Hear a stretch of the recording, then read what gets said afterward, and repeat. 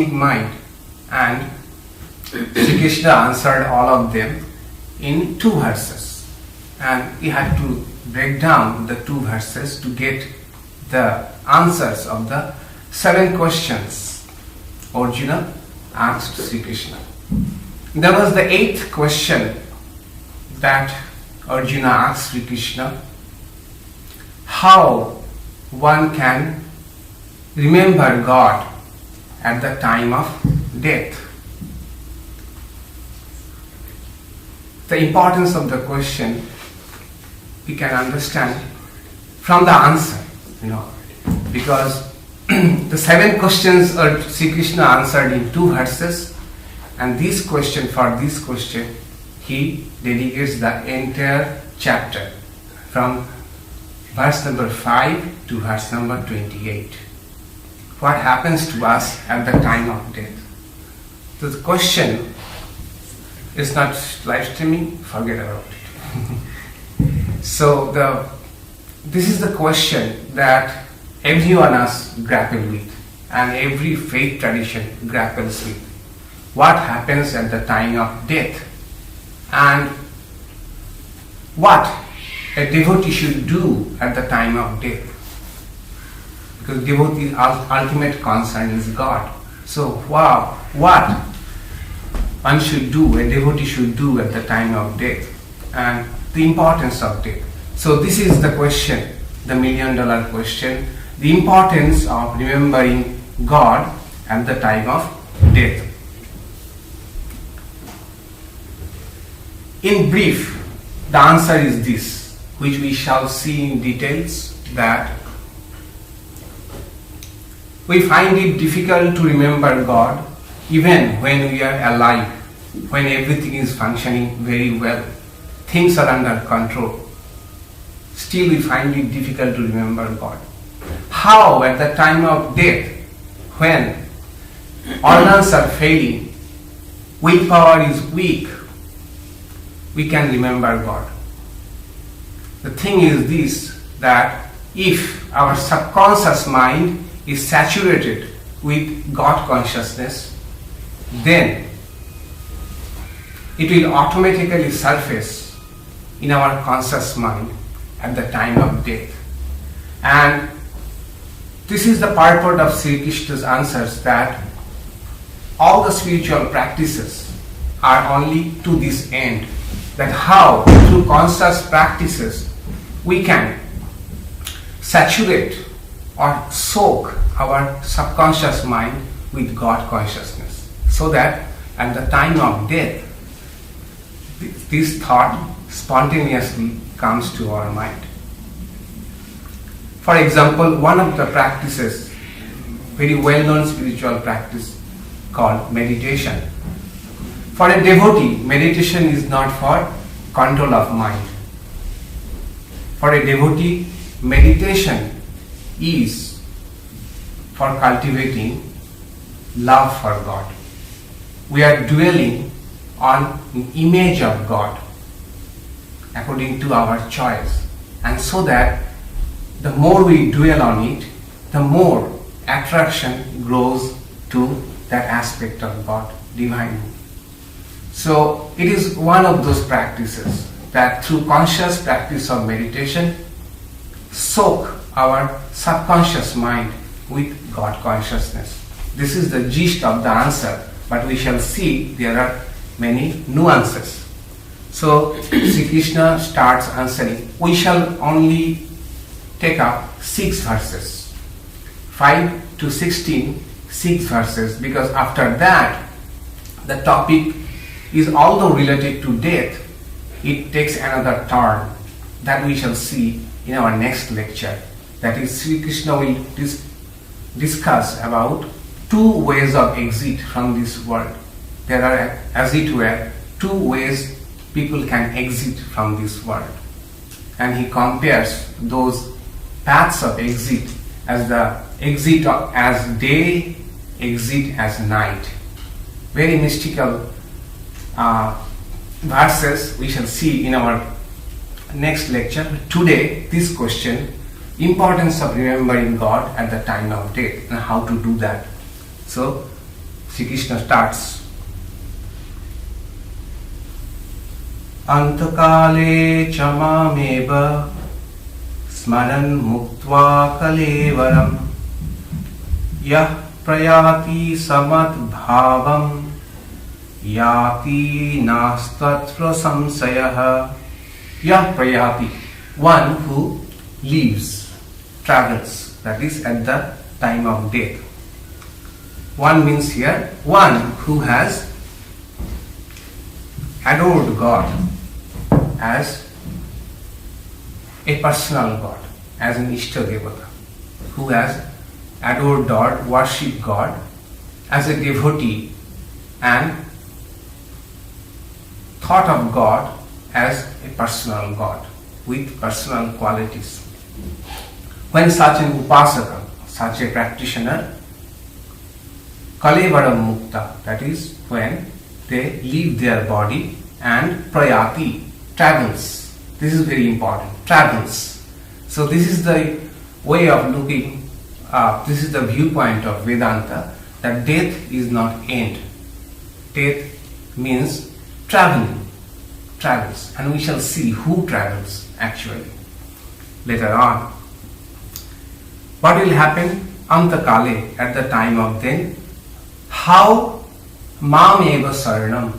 Eva means, this is to emphasize, one who leaves the body at the time of death thinking of me alone.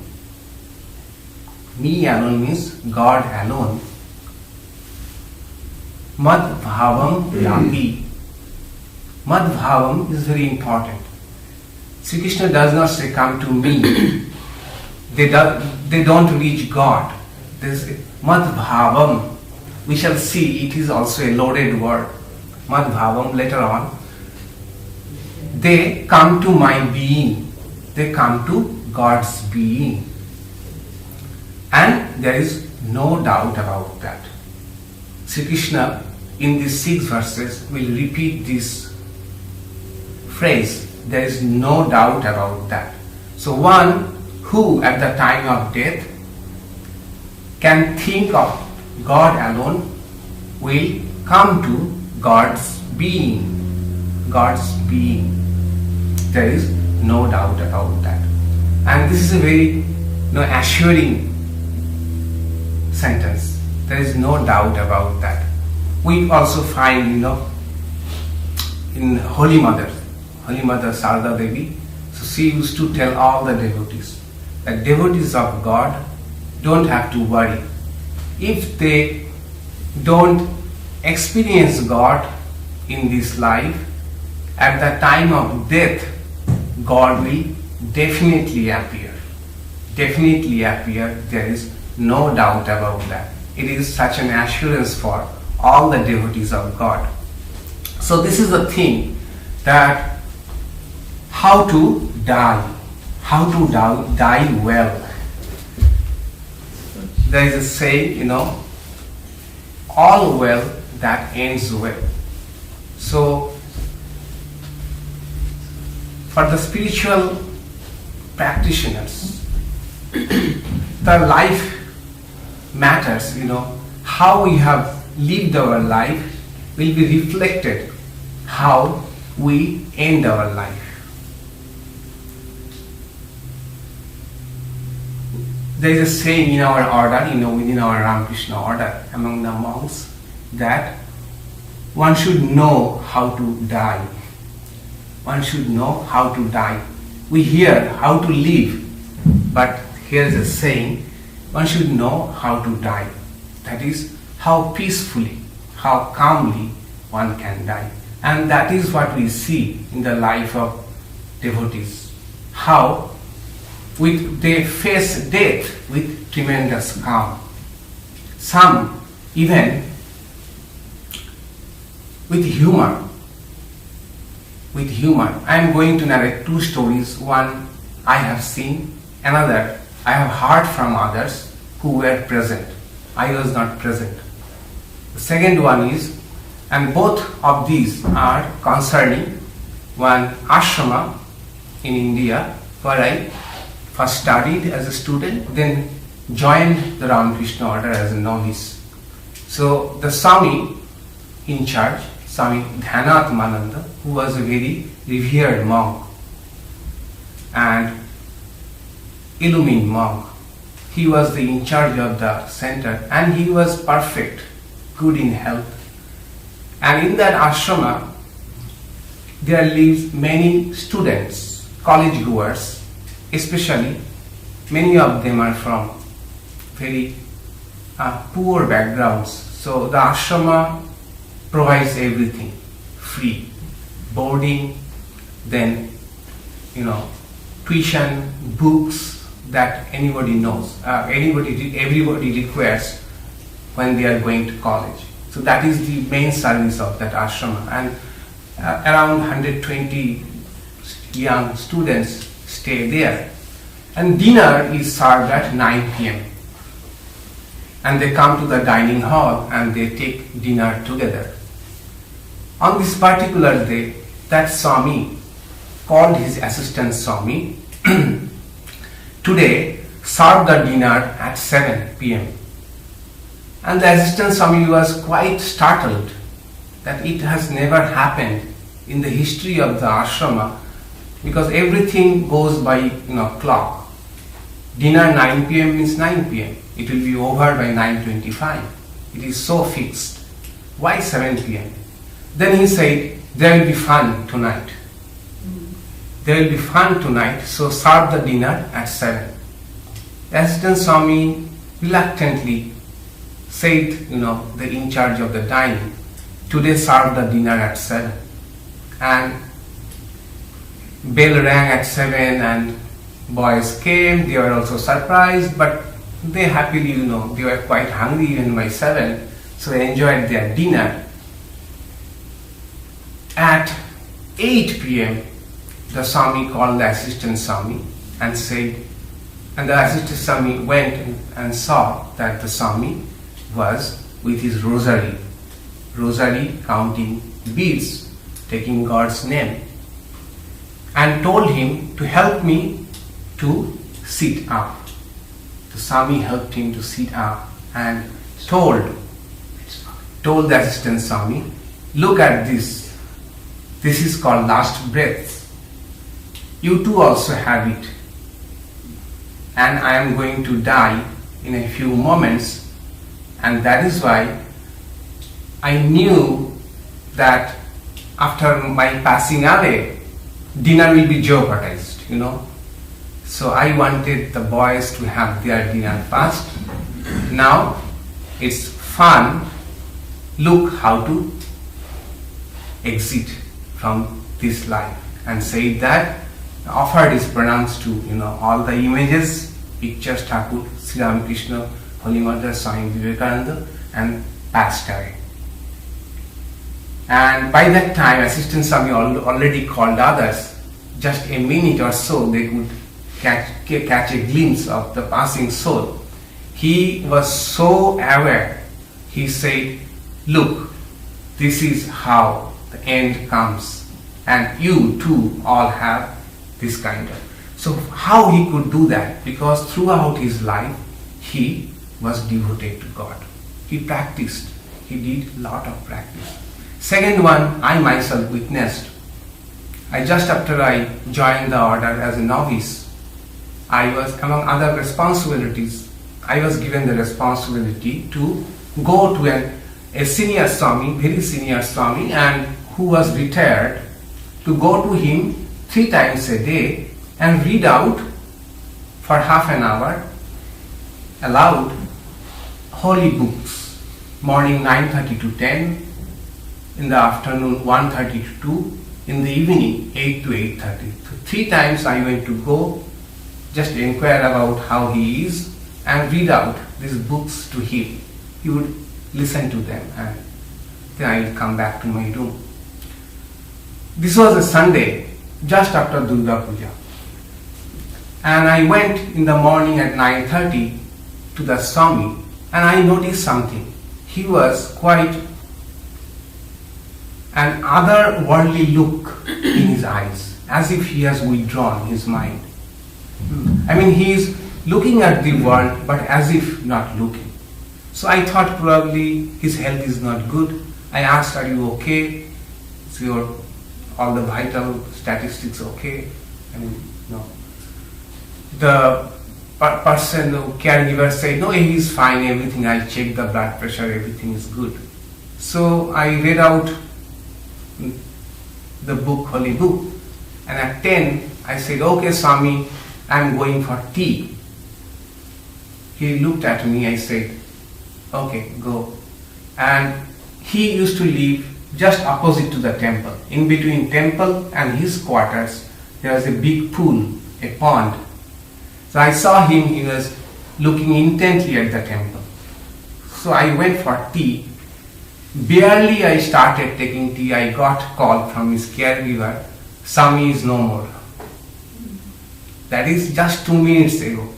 I went back and I saw that his fingers were crossed. I mean, he was counting God's name, looking at temple, and just gave up his body.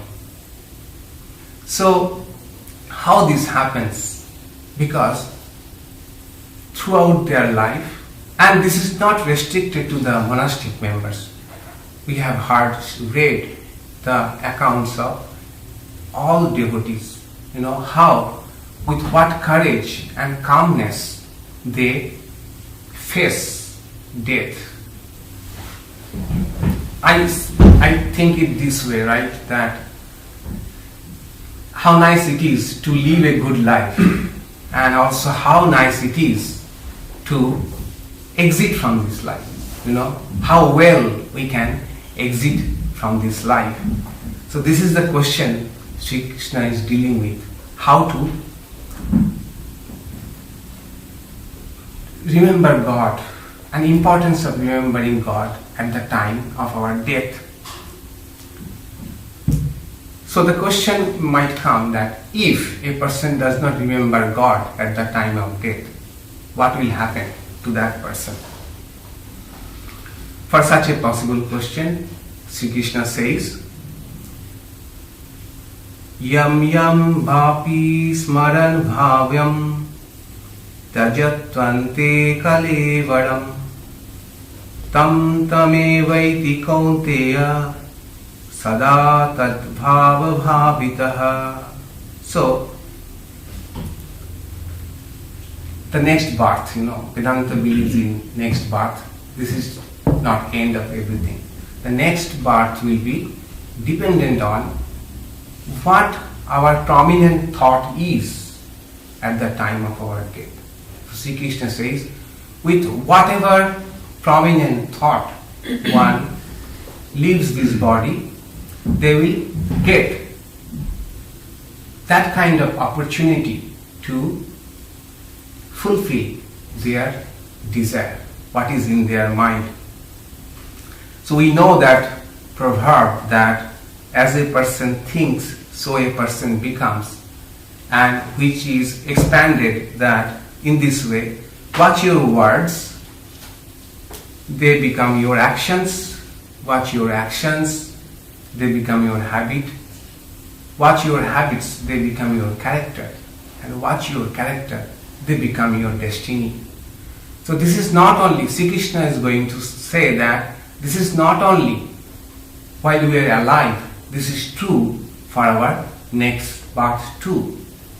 What is prominent at the time of our death, we shall be born accordingly.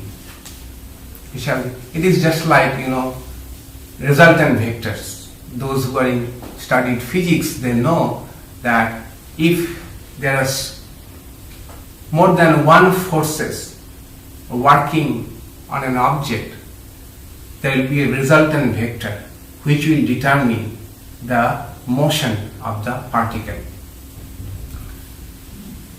And in Mundaka Upanishad too, the same idea is repeated. Kaman yaha kamayate manyamanaha sa kama bhihi jayate tatra tatra. That is, with whatever desire of objects a person dies, they will find themselves in such a setup and with such an object. So now the question, may naturally arise, if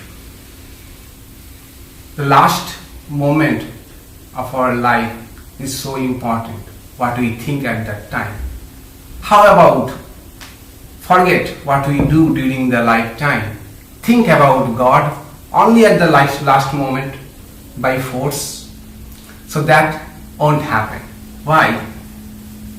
Yoga Sutra of Patanjali says that thoughts, actions create an impressions in our mind which becomes strong enough to form a habitual pattern called vasana. Vasana is such that throughout our life it plays out. Our vasana, our utmost desire, innermost desire, and a fight between will. Many things we want, but with the force of our will, we tell us, no, we cannot do this, this is not acceptable. At the time of death, willpower becomes very weak. Vasana, or force of our impressions, mental impressions, overpowers will. So, even if we think that at the last moment we shall think holy thoughts, elevating thoughts, it won't come if we have not practiced. Sri Ramakrishna gave an example. If a miser, a frugal person, how do they behave at the time of death? Suppose a lamp is burning, that miser, frugal person will say, so much oil you are burning, it will cost so much, turn it down. That is what they have thought all over their life about money and calculation, how to save money. So at the time of death, the prominent thought comes, the lamp is burning with too much oil, turn it down. And I came across last week while researching about this topic of death, I came across a song, a country song, which was written by Roy Acuff. Probably some of you know, who was called the king of country music. And the song is Rake on the Highway. The language is not sophisticated, but the ideas are nicely presented. I am just going to read out only a selected portion. The song goes like this. Who did you say to us, brother? Who was it fell by the way? When whiskey and blood ran together, did you hear anyone pray? I did not hear nobody pray. Dear brother, I did not hear nobody pray. I heard the crash on the highway, but I did not hear nobody pray. I wish I could change this sad story that I am now telling you, but there is no way I can change it, for somebody's life is now through. Their soul has been called by the Master. They died in a crash on the way, and I heard the groans of dying, but I did not hear nobody pray. Nobody pray. So Yogi Shamacharan Lahiri, those who have read the life of Paramahamsa Yogananda, or autobiography of a yogi, he was a great who popularized Kriya Yoga. Yogiraj Shamacharan Lahiri, he used to say that if you don't invite God to be your summer guest, God won't come in the winter of your life. So the idea is, throughout our life, we have to practice remembering God, so that at the winter of our life, at the end, the thought comes spontaneously into our mind. That's why Sri Krishna says in the next verse, Tasmat sarveshu kaleshu mamanusmara yuddhacha Mayar pita mano buddhi mame vishwasva samshayam. So Arjuna, always think of me. Then alone your subconscious mind will be saturated in my thought. The question will be, how can I think of God all the time? Because I have so many other duties, responsibilities. How can I do that? That's why Sri Krishna adds, Ma manusmara yuddhacha. Remember me and fight. Fight means here symbolic of our responsibilities. What responsibilities we have to follow them. We have to discharge our responsibilities, but at the same time think of God. The next question will be how we can do two things together. We can do only one thing at a time. How we can do our responsibilities, follow our responsibilities at the same time, can think of God.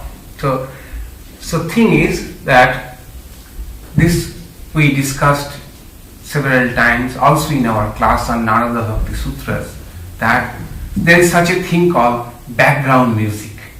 Okay, background music. Those of you who have seen Tanpura, an Indian instrument which is not used as an instrument, it only goes in the background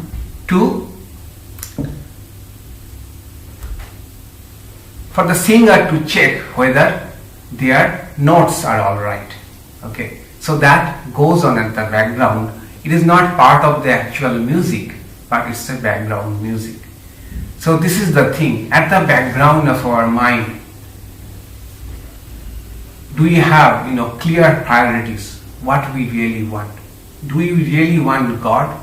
If these priorities are clear in our core, then no matter what we are doing, a part of our mind, even if we don't know, will be always in that. Just like, suppose I am driving from here to Los Angeles, and I know my goal is Los Angeles. On the way, I stop at many places. Maybe take coffee, take a break, and when we are taking a break, taking coffee, we are engaging that. But at the background of our mind, this is very clear that we are going to Los Angeles. So this is the idea, that remembering God all the time does not necessarily have to be repeating God's name or saying prayer. Of course, that is very powerful. But if we have the priorities clear, that what is my destiny, where I am going to go, what is my ultimate goal, if that is clear in our mind, that is equivalent to remembering God all the time. And Sri Ramakrishna also used to say that, with one hand you hold God, and with another hand you do all the other works. And when your work is finished, embrace God with both of your hands. So your work, that is your responsibilities, and whatever we are doing, do both of them, try to do. And here Sri Krishna adds two words, very loaded, mano buddhi, mayi arpito mano buddhi. That is dedicating your mind and intellect to me. So mind here refers to emotion, that is connect with God with all your feelings. And this is all about bhakti, connecting with that ultimate reality with feelings, with emotions. Even we call it, a tinge of love. We don't have to have ecstatic love for God, but if there is a tinge of love, sense of belonging to that reality, whether with form or without form, that is mano. And buddhi means here intellect. That is, if you have that firm intellectual conviction that remembering God or thinking of God will definitely take me to that ultimate reality. This is buddhi. This is your intellectual conviction. If you have these two, mam evo eshwasi asamshayam. Here also Sri Krishna repeats, there is no doubt about that. You will reach me. And in the next verse, he gives an example of the experience of the devotee, one who leaves this body thinking about God. Where does they go? Abhyasa yoga yuktena cetasa nanyyogamina paramam purusham divyam yati parthanu chintayan. So here, paramam purusham divyam yati.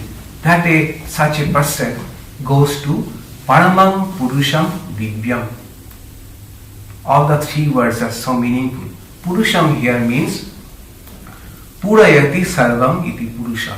One who feels everything. That is the all-pervading reality, which we call Brahman. Paramam, which is the ultimate. Ultimate in the sense that is the ground of our being. And divyam. Divyam means wonderful word from which deva, devi, all these words have come. The root is deep, that is to shine, shine, light, the light. So that devotees experience at the time that they are merging into Paramam Purusham Divyam, the light of lights which fills everywhere, which is everywhere and which is the ultimate. Swami Vivekananda pointed to this fact in his Vesper song on Sri Ramakrishna that we sing on every Sunday. Jyotiro Jyotiu Jalaridi Kandara. Jyotiro Jyoti, that is one who is light of lights, who is even behind all the lights. All these lights that we are seeing because of the light of consciousness. That is in all of us, not only in all of us, it is everywhere. So such is the experience of the devotee. Abhyasa yoga yuktena, one who has practiced enough. Abhyasa means habit or practice. If someone has made this habit of remembering God, remembering the priorities of life, and convinced intellectually, and also has some amount of feeling for this ultimate reality, they will experience Paramam Purusham Divyam. And also another very important word he has added here, Chetasa. This distinguishes only about thinking. I might by force manage to think of God at the time of death, but that is not enough. Sri Krishna says Chetasa. Chetasa means consciousness, God consciousness. Okay, so I have practiced in such a way that at the time of death, by force, my mind have God consciousness. Not only God comes to my mind, but I have God consciousness. At the last moment, any moment, we can force our mind to think about something, but it does not mean that we really value that thing, right? So Chetasa means mind having God consciousness. If one has that, one reaches that Paramam Purusham Divyam, that all-pervading reality which is light of lights. Na annogamina, that is, at that moment, mind is not distracted to any other thought, because that is the most prominent thought at that moment. As we said, vector, the resultant force is God consciousness. Thought for God spontaneously arriving in the mind of the devotee, na annogamina. Mind does not think of anything else because abhyasa yoga yuktana. That person have trained, make a habit of thinking God regularly so that this thought comes automatically. This one example comes to mind. It is about mathematician Ramanujan. Ramanujan, when he was in deathbed, 1918, he was in deathbed, his friend Hardy came to see him. And he told Ramanujan, because everybody knew Ramanujan was so great with numbers. So Hardy said, I came in a taxi with a number plate which is so boring, which is 1729. 1729. Okay, 1729 is the number plate of the taxi. So boring. I could not find anything great in that number. Ramanujan said, no. This is a very unique number. It is the smallest number expressible as the sum of two cubes in two different ways. That is, 1 cube plus 12 cube is equal to 1729, and 9 cube plus 10 cube is equal to 1729. This number 1729 came to be later known as Ramanujan Hardy number. So practice. Ramanujan practice and love for number was so great that at deathbed, the number plate of the taxi make him, gather his all thoughts about numbers, and he could easily focus on numbers. That is abhyasa yoga yuktena, practice. And what does the devotee do at the time of death? Sri Krishna says, Om ittekaksharam brahmya vyaharan mam anusmaran yah prayati cha tajan deham sayati paramam gatim. Ekaksharam Brahma, the monosyllable Brahman. So the devotee uttered the word Om. So here we have to remember, Om does not necessarily the devotee has to recite or chant Om. It might mean whatever name of God the devotee has taken throughout their life, because all of them are revealers of Brahman, the ultimate reality. Sa prayati, that person goes.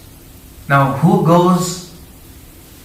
Of course not the physical body, we are leaving it here. Some would say that soul, Atma goes. But Vedanta says no, soul does not move, because soul or spirit is everywhere. The question of movement does not apply to spirit. Spirit is everywhere. Who moves? The subtle body.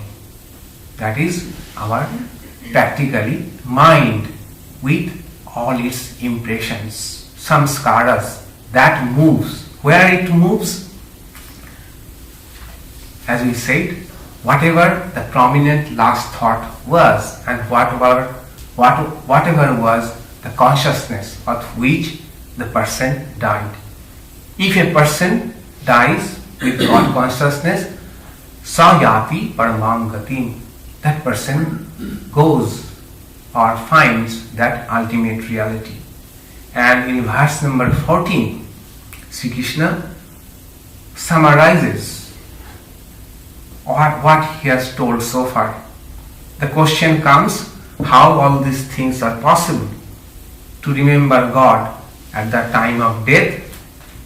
Sri Krishna says in this verse, Ananna chetaha satatam yo mam smarati nityashaha tasaham sulabha partha nityayuktasya yoginaha. I am easy to reach. I am very easily attainable to such a person. Who? One who is Nitya Yukta, one Ananya Chetaha and Satato Mam Sarati, who thought of me, kept me as their priority throughout their life. The point is, what is the practice? That remembering the fact that everything belongs to God. Everything belongs to God. And our life, present life, is an opportunity to us to be with others. Be with others. It's an opportunity to love others, train ourselves in compassion, empathy. And God has given me the opportunity to practice these noble qualities and be with others. And at the time of separation also, I remember very well this fact that everything, everybody belongs to God, and God will take care of everybody. And God here represents the totality. This is the idea that it is as it were, each of us is a wave in the ocean of that ultimate reality. And each wave ultimately is connected with the ocean. That is the permanent relationship. Each of us has a permanent relationship with God or the ultimate reality, just the wave has got a permanent relationship with the ocean. The wave will come, stay, and also dissolve, but the ocean will remain. And when two waves come together and connect to each other as friend, husband, wife, son, daughter, father, these are incidental relationships between the waves. And when these incidental relationships that we are having don't sidetrack that permanent relationship, then I become a bhakta. I know everything, everybody I am connected to is from God. In God, we are all together. In and through God alone, we are connected to each other. If this remains in our mind, at the background of our mind, then at the time of death too, we shall be happily and peacefully knowing that not only I am returning to God, but the friends and people that I am leaving behind, they also belong to God, just as wave belongs to the ocean, and God will take care of them. Tassaham sulabham partha. For if you can leave your body, if you can die with such an awareness, peace, then that is God is easily attainable. I think in this way, how to test this hypothesis that whether we will be able to remember God at the time of death or not. How to test this. I think one great way of testing this is to look at our daily life, because we are as it were experiencing death every night. We are falling asleep. It is called, Nitya Pralaya in Vedanta, that is daily destruction, daily dissolution. We are dying at night as it were, and again taking birth next morning. So at the time of falling asleep, nobody of us goes into sleep as long at the moment we touch our bed. It takes a while to fall into asleep. So what is our prominent thought when we are sleeping or drifting into sleep? That is one way of checking what is playing prominent in our mind. And more importantly, what is the first thought that comes to our mind when we wake up? When you wake up, what is the most prominent thought? Daily.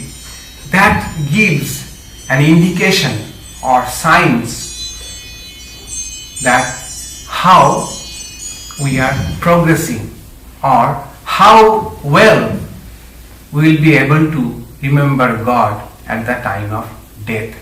And that was Sri Krishna's way of looking at death and how to remember God at the time of death. What happens if we can remember God at the time of death and how to do that.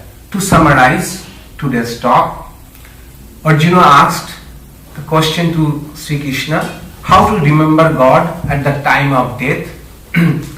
I said that this is $1 million question for the devotees. How to remember God at the time of death. Krishna said, first, the importance of remembering God at the time of death, that one who remembers God at the time of death comes to my being.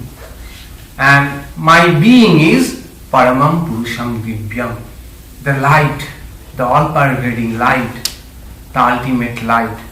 Such a person will reach that destiny. Because whatever one thinks at the time of death, whatever is prominent at the time of death, one get that only. So, try to remember God at the time of death, not only remembering, but with cetasa, with that awareness, that consciousness. And he said, Ma manusmara yuddhacha. Remember me, keep me at the background of your mind as a background music, and do all the other responsibilities, all the other work you have to do. One of the ways is meditation. This is what we are doing. When we do meditation, we are pushing, as it were, thoughts of God into our subconscious mind, soaking our subconscious mind with divine thoughts. And two other things were mano and buddhi, that is, there should be some feelings, some emotions, a tinge of love and intellectual conviction that the goal that I have, surely I will reach if I can remember God. And if we can do that, Sri Krishna twice told, there is no doubt that you will reach me, you will reach God. And that is what assurance Holy Mother Sarada Devi gave us to all the devotees, that a sincere devotee of God, even if cannot experience God during lifetime, God will definitely come at the time of death. And we read the life of great devotees, last moment they become ecstatic and suddenly a light they see. Some people also say they have come, that is, or God has come. They see it coming and their life becomes fulfilled. Daniel Kahneman, although it is not part of summary, just I remember Daniel Kahneman, who got Nobel in economics and who does lot of research on human behavior. He wrote a great book called Thinking Fast and Thinking Slow. Great book, worth reading. There he says that human beings, as it were, have two selves, experiencing self and remembering self. That is, one part of us is experiencing everything, but we remember only some of the things that we experience. Most of the things we forget. That is, it remains hazy, vague, what we experience. So sometimes what he wants to say, that remembering self is so important.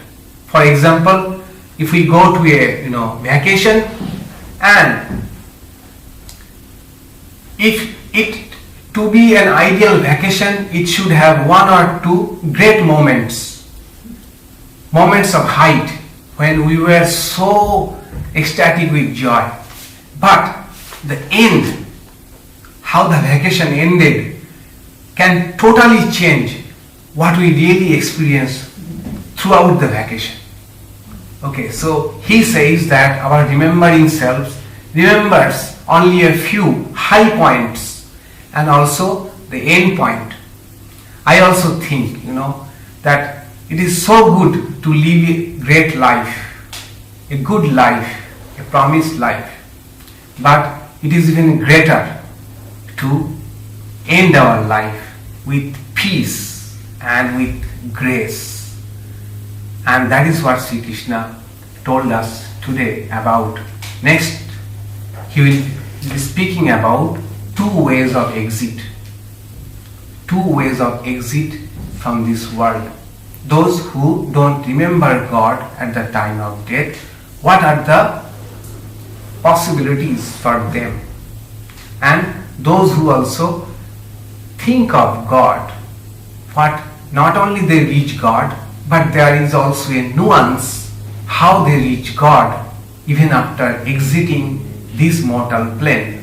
That we shall see in our next talk called Two Goals, Two Paths. That is two ways of exit. So we shall end with the end chant. We shall chant together. After that, if you have any comments, anything to add, any question, you can surely have time for that. So closing chant is Madhuvaka. Let's chant together.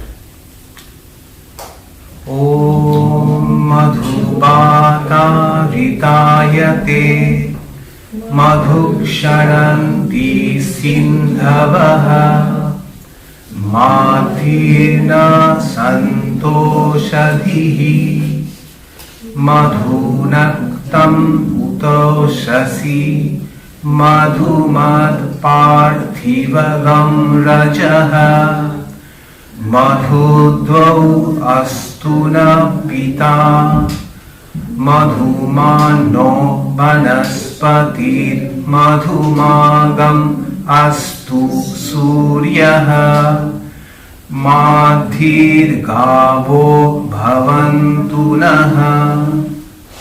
Sweet Om Shanti Shanti Shanti. Sweet blow the winds and the oceans give forth blessedness. May the herbs and plants bring us health and happiness. Sweet unto us be the nights and dawns.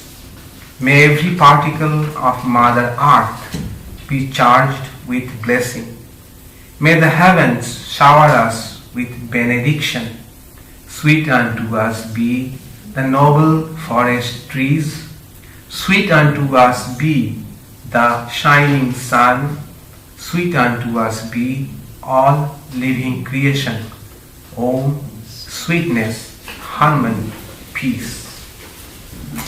Next Sunday we won't have the Sunday talk because the previous day we shall have our annual celebration, worship of Jagadhatri, Mother Jagadhatri, the protectress of the world. We celebrate her. That will be on next Saturday.